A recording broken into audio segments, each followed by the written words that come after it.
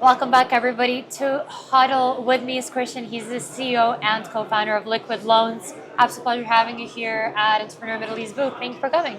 Lovely to meet you, man. Thank you How for are you, the Cristian? invite. I'm very well, actually. All good? As you know, I've just presented, so it's very good timing.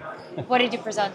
I basically presented about liquid loans and how it actually works. Present it to me now. Well, very quickly. I think most people will understand, typically when you try and borrow in a traditional finance sense, inevitably what happens is you're having to beg for some money, you go to a bank, you get drilled in terms of what you need to provide, and then hopefully you're approved for a loan of some description. Well, what Liquid Loans does is it allows people to borrow against their crypto without necessarily going through all of that rigmarole.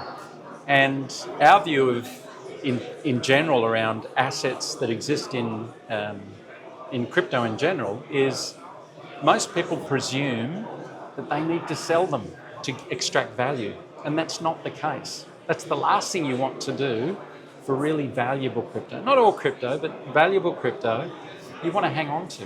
And the example I can cite would be, it's like selling your house to buy a car. Why would you do it? You don't need to do that. So What you do is you borrow against your property or your asset and then expend it any way you like. Right. You never sell an appreciating asset. How did you come up with this concept? Oh, look. What was your aha moment that kind of started all of it? Well, my background was, look, I was a partner in a fairly large international accounting firm.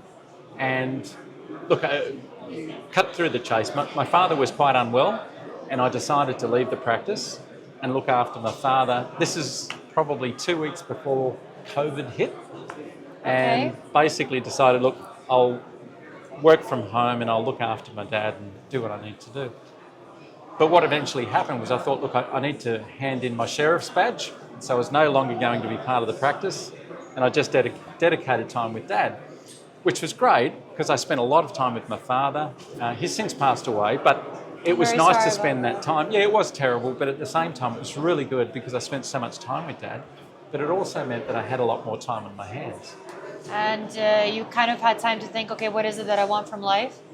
It was a bit of that. That's when the best ideas come through. I mean, the reality was that I was involved in crypto at that point anyway.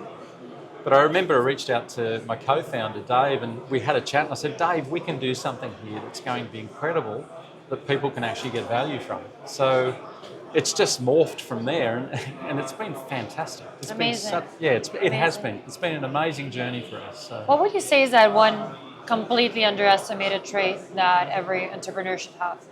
I think that persistence. Be persistent. If you believe in something, just keep and persist with what it is that you believe in.